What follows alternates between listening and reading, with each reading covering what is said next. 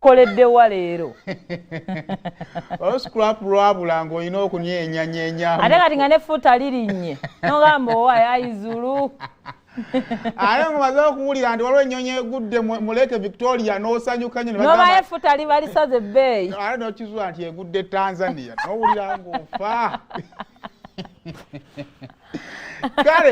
very good morning yonna James Wanji mbona akampulirizeemu oluswayiri yambe nga ndi Tanzania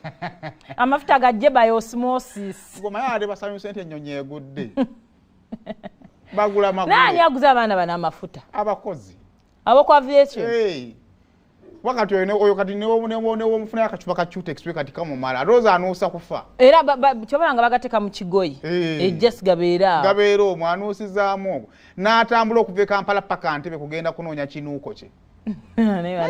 enkulako kimusitaani mu bijjo abaana bana abagenda okukola ebibuuzo ekintu ky'otageza nkuba kiyita addiction kubanga addiction weesinga okuluma agirimu n'emutwala n'awengerayo yotalina buzibu but I'm talking about omuntu ali mu addiction ng'alwana okugivaamu kyekintu ekyasinga nga kikyamu abantu batandise okwaisolatinga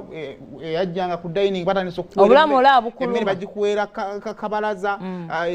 eyalinga akomayo kanoosula kati bakupangisiza akaziga eyo ina gy'obeera owulira obulamu bukuluma ekintu ky'otagezanga kutandika ebiragaalagala vako ebyo bakulimba nti sima ogenda kufuna amaanyi ogenda kukola ki bonna ababinywa tebalina kye balina kikiina kye kikugattako kale njala kubabuuza abali ku Mpobo African Restaurant yawe Deira Sheikh Hassan kutumiddeko ndabiraja ati